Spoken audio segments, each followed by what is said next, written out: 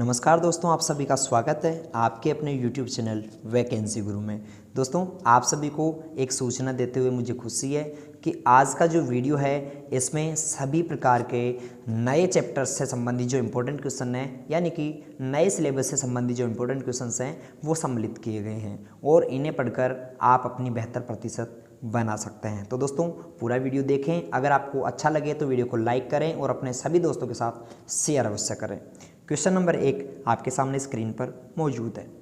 MS Excel में वह tool जो वैल्यू का पूर्वानुमान लगाता है क्या कहलाता है? ऑप्शंस आपके सामने हैं, VLOOKUP, गोल सीक, ट्रिम या फिर टेबल। मित्रों, मैं आपको बताना चाहूँगा कि ऐसा कोई सा भी टूल या फिर ऐसा टूल जो MS एक्सेल में है और वैल्यू का पूर्वानुमान या फिर अज्ञात वैल्यू का पता लगाता है, ठीक है, वैल्यू का पूर्वानुमान लगाता है या फिर अज्ञात वैल्यू का पता लगाता है, उसे गोल सीक कहा जाता है। आप सभी को मालूम होना चाहिए। अगला है VLOOKUP। जो है VLOOKUP का प्रयोग संबंधित मान का पता लगाने के लिए किया जाता है। संबंधित रिकॉर्ड का पता लगाने के प्रश्न पूछा जाए तो जवाब देना है VLOOKUP, और अगर पूछा जाए कि अज्ञात वैल्यू का या फिर वैल्यू का पूर्वानुमान कौन लगाता है तो गोल सीक का जवाब देंगे। अगला प्रश्न आपके सामने स्क्रीन पर मौजूद है। मेलवेयर का वह प्रकार जो हमलावर द्वारा आपके कंप्यूटर में जासूसी करने के लिए भेजा जाता है, यानी कि कौन सा ऐसा आपके कंप्यूटर में मेलवेयर का प्रकार है जो आपके कंप्यूटर में आकर जासूसी का काम करता है। ठीक है मित्रों, इसका सही जवाब है स्पाईवेयर। स्पाईवेयर जो होते हैं वो आपके कंप्यूटर में जासूसी करते हैं। अब ये कौन बनाता है ये भी समझ लीजिए। कोई भी आपका दुश्मन या फिर आपको नुकसान पहुंचाने वाला व्यक्ति जिसे आप पसंद नहीं है, वो आपके कंप्यूटर से डेटा चोरी करना चाहता है तो वो एक सॉफ्टवेयर तैयार करेगा और ईमेल की सहायता से आपके कंप्यूटर में भेज देगा। आपसे पूछा जाए कि साइबर थ्रेट ज़्यादातर किस माध्यम से कंप्यूटर में एंटर करते हैं? ईमेल के माध्यम से। तो याद रखना, जासूसी के लिए भेजा गया है उसका नाम है स्पाईवेयर। और ये जासूस क्या करता है? आपके द्वारा किए गए कार्य को वीडियो बनाकर या स्क्रीनशॉट्स के रूप में की स्ट्रोक को कॉपी करके अपने मालिक को भेजता रहता है। नेक्स्ट प्रश्न है, साइबर खतरे का वह प्रकार जिसमें आपको चाही गई वेबसाइट से दूसरी वेबसाइट पर ले जाया जाता है, यानी कौन सा साइबर खतरा है जिसमें आप जाना किसी और साइट पर चाहते हैं और आपको ले जाया किसी और साइट पर जाता है, क्या कहलाता है? मित्रों, इसका सही जवाब अगर मैं आपको बताऊं तो कहलाता है DNS पॉइजनिंग। ठीक है, ऐसा क्यों होता है? जब एक DNS URL को IP में बदलता है, जब एक DNS जो है URL को IP में बदलता है, उस वक्त उसमें कुछ गड़बड़ होती हैं और आप उस वेबसाइट पर नहीं जाके दूसरी वेबसाइट पर जाने लगते हैं। ये DNS पॉइजनिंग कहलाता है। नेक्स्ट प्रश्न है क्वेश्चन नंबर 4, कंप्यूटर कोड के साथ छेड़छाड़ करने पर कौन सी धारा लगाई जाती हैं? यानी कि आपका कंप्यूटर है या फिर आप किसी भी कंप्यूटर कोड के साथ छेड़छाड़ कर रहे हैं तो ऐसे कंडीशन में धारा 65 लगाई जाती हैं। ये बात याद रखें, धारा 65 जो है वो कंप्यूटर सोर्स कोड के साथ छेड़छाड़ में लगाई जाती हैं। आगे हम चलते हैं अगले प्रश्न पर। ये सभी प्रश्न अगर मैं आपको बताऊं वैकेंसी गुरु टीम द्वारा बनाए गए हैं। इसलिए बनाए गए हैं क्योंकि वैकेंसी गुरु टेक्निकल टीम जितने क्वेश्चंस बनाती हैं उनमें से हर बार एग्जाम में सभी प्रश्न मिलते हैं, यानी 35 में से 35 प्रश्न का वैकेंसी गुरु टीम दावा करती है और आप विश्वास कीजिए सभी प्रश्न आपके यहाँ से मिलने वाले हैं। इस वीडियो के बाद आप वैकेंसी गुरु वेबसाइट पर जाइए www.vacancyguru.in और यहाँ से सभी प्रश्नों को पढ़ लीजिए। कंप्लीट टीम ने सभी प्रकार के क्वेश्चन आपके लिए सजो कर रख रखे हैं, आप वहाँ से पढ़कर इनका आनंद लीजिए। साइबर अपराध के तहत धारा 406 कब लगाई जाती है? साइबर जो है अपराध के तहत धारा 406 धोखाधड़ी में लगाई जाती है। अगर आपसे कोई भी ऑनलाइन धोखाधड़ी करता है या फिर आप किसी भी व्यक्ति से ऑनलाइन धोखाधड़ी करते हैं तो आपके खिलाफ IPC की धारा 406 लगाई जाती है। अगला है, सूचना सुरक्षा प्रबंधन प्रणाली में निम्न में से कौन सी एक ISO मानक है? सूचना सुरक्षा प्रबंधन प्रणाली में जो मानक है ISO वो है ISO 27001, यानी ISO 27001। ओके, अगला प्रश्न हम आपके सामने प्रस्तुत करते हैं। विंडोज़ 10 में कौन से यूज़र अकाउंट होते हैं? आप सभी को मालूम होना चाहिए कि विंडोज़ 10 में 2 प्रकार के यूज़र अकाउंट होते हैं, यूज़र अकाउंट जो कंप्यूटर का यूज़ कर सकते हैं। दो प्रकार के कौन कौन से, ये भी आप समझ लीजिए। एक होता है स्टैंडर्ड अकाउंट, दूसरा होता है एडमिनिस्ट्रेटर अकाउंट। स्टैंडर्ड और एडमिनिस्ट्रेटर में क्या अंतर है ये भी समझ लीजिए। स्टैंडर्ड यूज़र केवल कंप्यूटर का इस्तेमाल कर सकता है। याद रखना, वह कौन सा यूज़र अकाउंट है जिसमें यूज़र केवल कंप्यूटर का इस्तेमाल ही कर सकता है, स्टैंडर्ड यूज़र अकाउंट होता है। और वह कौन सा यूज़र अकाउंट है जिसमें एक यूज़र कंप्यूटर की सारी सेटिंग्स तक पहुंच रख सकता है, यानी किसी भी सेटिंग में बदलाव कर सकता है, एडमिनिस्ट्रेटर यूज़र अकाउंट होता है। तो यूज़र अकाउंट दो प्रकार के हो गए, ए और बी दोनों इसका सही जवाब है। क्वेश्चन किसी भी प्रकार पूछे, क्वेश्चन ऐसा भी पूछा जा सकता है सभी सेटिंग्स तक पहुंच रखने के लिए एडमिनिस्ट्रेटर, और अगर यूज़ करना है तो स्टैंडर्ड यूज़र। नेक्स्ट प्रश्न आपके सामने मौजूद है, एलसीडी प्रोजेक्टर को कंप्यूटर से जोड़ने के लिए किस केबल का प्रयोग किया जाता है, यानी कौन सी केबल है जो एलसीडी प्रोजेक्टर को कंप्यूटर से जोड़ने का कार्य करती हैं। मित्रों आप सभी को बताना चाहूँगा, HDMI और VGA दोनों ही केबल किसी भी प्रोजेक्टर या एलसीडी को कंप्यूटर से जोड़ने का कार्य करती हैं, यानी कि यहाँ पर आंसर रहेगा A एंड B बोथ। आपको एक और बात बता देता हूँ, HDMI एक केबल है जो वीडियो और ऑडियो दोनों प्रकार के डेटा ले जाने में सक्षम होती हैं। आपसे पूछा जाए what is the difference between HDMI and VGA cable, तो आपका जवाब रहेगा, मतलब हिंदी में मैं समझाऊँ, HDMI केबल और VGA केबल में क्या अंतर है, तो आप जवाब देंगे HDMI केबल ऑडियो और वीडियो दोनों ले जाने में सक्षम है, जबकि VGA केवल वीडियो ले जाने में सक्षम है। HDMI का पूरा नाम हाई डेफिनेशन मल्टीमीडिया इंटरफेस होता है और VGA का पूरा नाम वीडियो ग्राफिक्स एरे होता है। अगला प्रश्न आपके सामने मौजूद है, CD या DVD में डेटा भरने की प्रक्रिया को क्या कहा जाता है। मित्रों CD या DVD में कोई भी डेटा भरोगे, उसमें डालोगे, इस प्रक्रिया को बर्निंग कहा जाता है। ठीक है, बर्निंग कहा जाता है। बूटिंग किसे कहते हैं? बूटिंग कंप्यूटर को स्टार्ट करने की प्रक्रिया होती है, कंप्यूटर को चालू करना बूटिंग कहलाता है, और बर्निंग CD या DVD में डेटा भरना कहलाता है। अगला है, निम्न में से कौन सा ऑपरेटिंग सिस्टम का वैध उदाहरण है। मित्रों ऑपरेटिंग सिस्टम का वैध उदाहरण जो है वो इनमें से हैं यहाँ पर पूछा गया कौन सा ऑपरेटिंग सिस्टम का वैध उदाहरण नहीं है। देखो मित्रों, कई बार ये प्रश्न पढ़ने में मिस्टेक हो जाती है, मेरे इससे खुद से मिस्टेक हो जाती है, तो आप सबसे भी एग्जाम में मिस्टेक हो सकती हैं। जैसा कि आपने क्वेश्चन पढ़ा एग्जाम में, निम्न में से कौन सा ऑपरेटिंग सिस्टम का वैध उदाहरण है, और पहला आपने पढ़ा लाइनेक्स, तो आप समझेंगे लाइनेक्स है बिल्कुल सही, ये जवाब करके आप आ जाएंगे, गोला फिल कर देंगे। ठीक है, पर ये गलत है। हमने क्या करना है, एक बात ध्यान रखनी है, क्वेश्चन को 2 बार पढ़ो आराम से, क्योंकि एग्जाम कंप्लीट आपका 1 घंटे का होगा, 1 घंटे का, और एग्जाम में 35 प्रश्न ही होंगे, तो आप आसानी से कर पाओगे, आप 15 से 20 मिनट में पूरा पेपर सोल्व कर लोगे, ये मैं आपको कह रहा हूँ। तो आप लोग क्या करेंगे, पहले प्रश्न को 2 बार पढ़ो, फिर चारों ऑप्शंस को पढ़ो, उसके बाद आंसर दो। अगर आप ऐसा करेंगे तो आपका आंसर आएगा। इसमें ऑपरेटिंग सिस्टम नहीं है गूगल क्रोम। गूगल क्रोम क्या है, एक एप्लीकेशन सॉफ्टवेयर है। अगला प्रश्न है, MS एक्सेस 2010 में इंडेक्सेस क्यों बनाए जाते हैं। MS एक्सेस में इंडेक्सेस इसलिए बनाए जाते हैं ताकि डेटा को जल्दी से खोजा जा सके, तेज़ी से खोजने के लिए और सॉर्ट करने के लिए। दूसरा, लॉजिक व्यू में ये बदल देता है। तीसरा, यह डेटाबेस की डिज़ाइन दृश्य को भी बदल देता है। ठीक है, और चौथा, इसका कोई उपयोग नहीं है। ठीक है, 4 ऑप्शंस आपके सामने हैं यहाँ पर, इनमें से आपको सही जवाब चूज करना है। मित्रों इसका सही जवाब जो है वो है, यह तेज़ी से रिकॉर्ड खोजने, सॉर्ट करने के लिए या फिर एक्सेस करने के लिए सहायता प्रदान करता है। तो इसका सही जवाब रहेगा ऑप्शन ए। ठीक है, बाकी ये इसके ऑप्शंस गलत रहेंगे। अगले प्रश्न पर हम चलते हैं।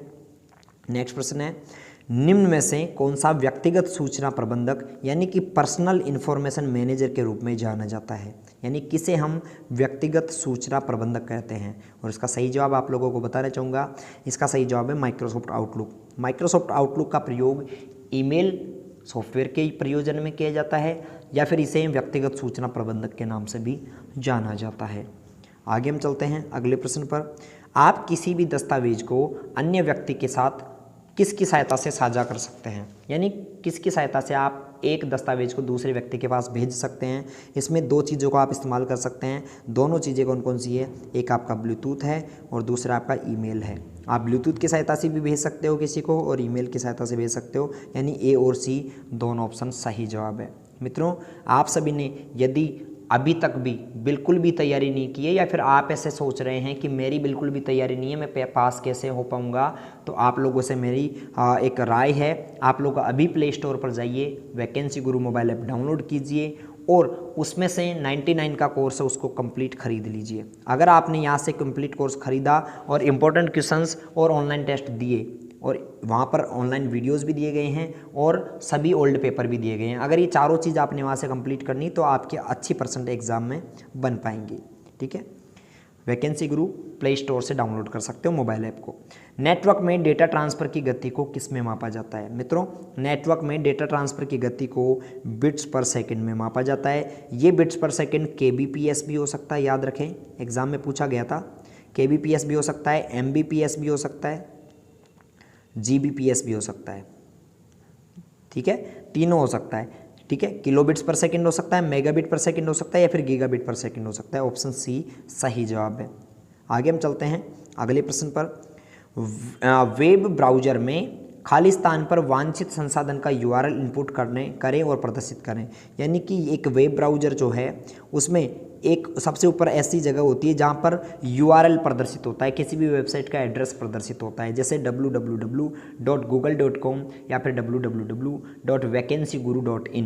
तो ये जो यहाँ पर प्रदर्शित होता है URL, इस एरिया को क्या कहा जाता है? ये जो एरिया है इसको क्या कहा जाता है? इसे एड्रेस बार कहा जाता है, क्योंकि यहाँ पर किसी भी वेबसाइट का एड्रेस प्रदर्शित होता है तो ये एड्रेस बार होता है और वेबसाइट का एड्रेस URL कहलाता है। अगला प्रश्न आपके सामने है। खालिस्तान एक विशेष सूचना प्रणाली है जो बाहरी खतरे के खिलाफ किसी संगठन के नेटवर्क की सुरक्षा के लिए डिजाइन की गई है और इसका सही जवाब है आपका फायरवॉल। यानी कि बाहरी खतरे से बचाव के लिए फायरवॉल का इस्तेमाल किया जाता है। आगे हम चलते हैं अगला। VLSI का पूरा नाम क्या होता है? यानी कि what is the full form of VLSI? Options आपके सामने हैं। Very long semi instruction, very large scale integration, very long and small instruction या फिर very large and small integration. और इसका सही जवाब है very large scale integration. Option B is right answer. Next प्रश्न पर हम चलते हैं। क्वेश्चन नंबर 18 है। अगर कोई कंप्यूटर चालू है, यदि कोई कंप्यूटर चालू है लेकिन सिस्टम रीसेट करने पर कोई प्रतिक्रिया नहीं देता है तो आमतौर पर इसे क्या कहते हैं? आमतौर पर दोस्तों इसे हैंग होना कहते हैं। ऑप्शन ए इसका सही जवाब है। MS एक्सेस में डिफ़ॉल्ट डेटा प्रकार क्या है? MS एक्सेस में मित्रों डिफ़ॉल्ट डेटा का प्रकार जो है वो टेक्स्ट होता है। टेक्स्ट एक डिफ़ॉल्ट डेटा का प्रकार होता है MS एक्सेस के अंदर। नेक्स्ट हम चलते हैं। क्वेश्चन नंबर 20 आपके सामने स्क्रीन पर मौजूद है। क्वेश्चन है MS एक्सेल में मान लो कि B1, B2 और B3 सेल में कुछ संख्यात्मक मान हैं। यानी कि यहाँ पर B1 सेल है, ठीक है, B2 सेल है और B3 सेल है। ओके, और इनमें कुछ संख्याओं का मान दिया गया है, जैसे यहाँ पर 2, यहाँ पर 3 और यहाँ पर 4। ठीक है, अब आपको क्या करना है, इनका औसत निकालना है। तो एवरेज निकालने के लिए आप किसका प्रयोग करेंगे, कौन सा फॉर्मूला लगाएंगे? तो आप दोस्तों फॉर्मूला लगाएंगे इक्वल एवरेज, फिर आप ब्रैकेट ओपन करेंगे, B1 से B3 तक आप सिलेक्ट करेंगे वैल्यू को, उसके बाद ब्रैकेट ऑफ करेंगे और एंटर करेंगे। ऐसा करने पर आपका एवरेज आ जाएगा यहाँ पर 3। ठीक है, यही इसका आंसर रह जाएगा। तो आपसे ऐसा भी क्वेश्चन पूछा जा सकता है MS एक्सेल का कि B2, B1 और B3 में कुछ संख्याएं ऐसे दी गई हैं। अब आपको एवरेज निकालेंगे तो उत्तर क्या आएगा, इसका आंसर क्या आएगा?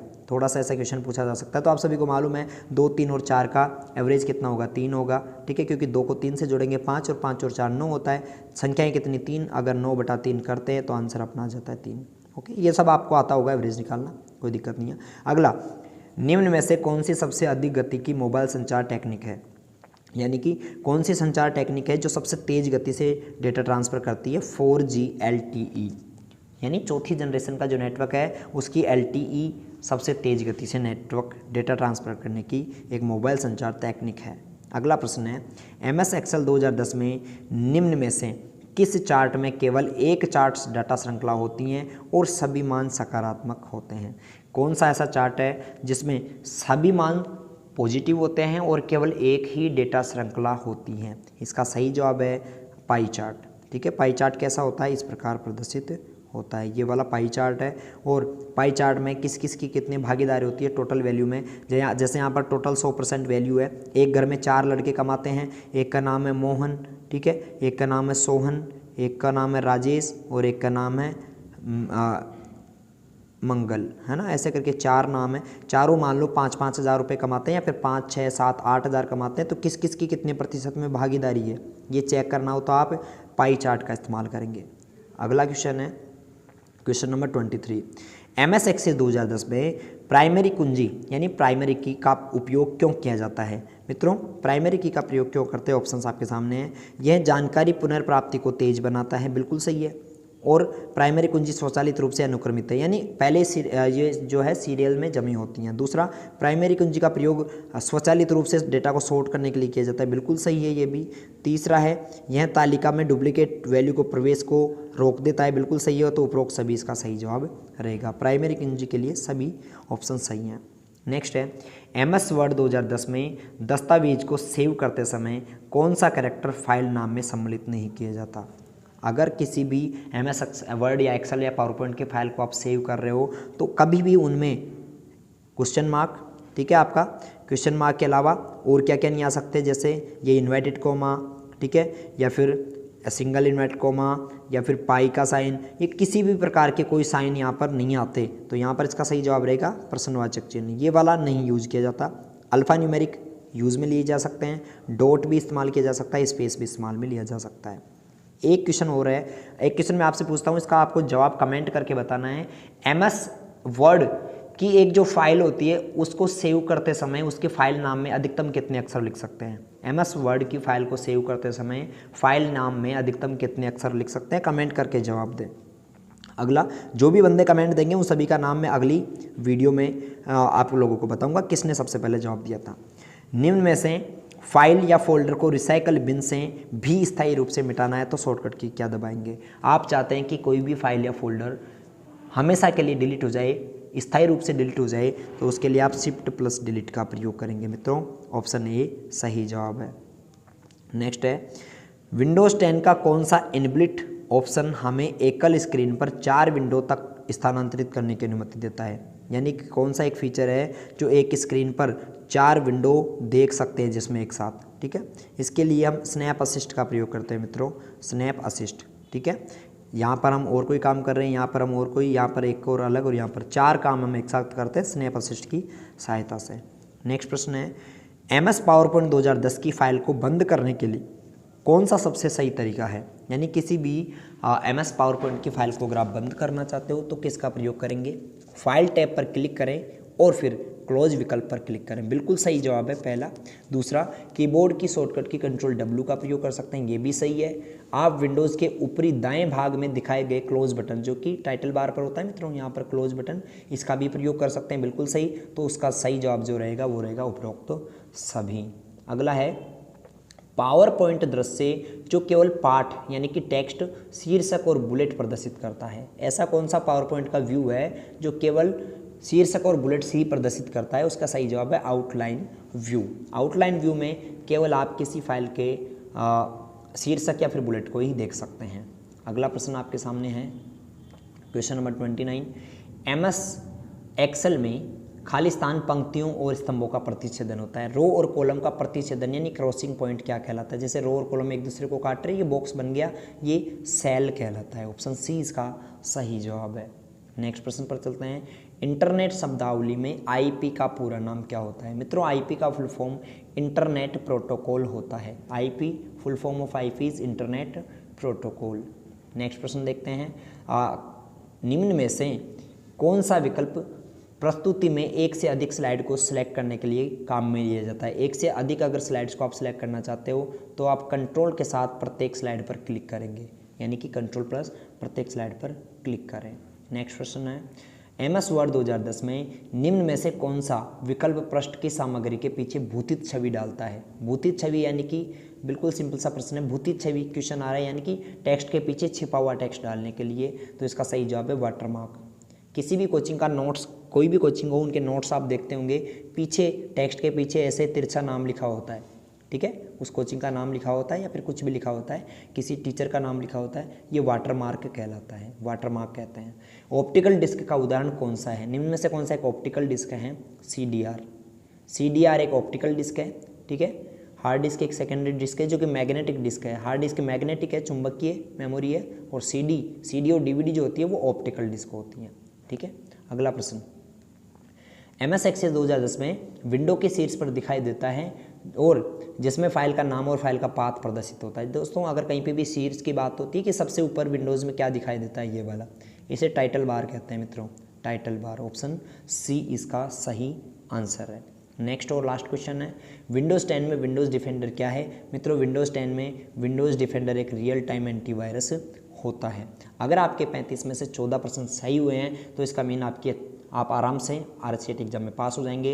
और अगर नहीं है या फिर आप और अच्छी तैयारी करना चाहते हैं तो वैकेंसी गुरु वेबसाइट पर जाएं, गूगल में सर्च करके वैकेंसी गुरु, या फिर आप प्ले स्टोर से वैकेंसी गुरु मोबाइल ऐप डाउनलोड करें और अपनी तैयारी को बेहतर बनाएं। दोस्तों उम्मीद है वीडियो आपको अच्छा लगा होगा।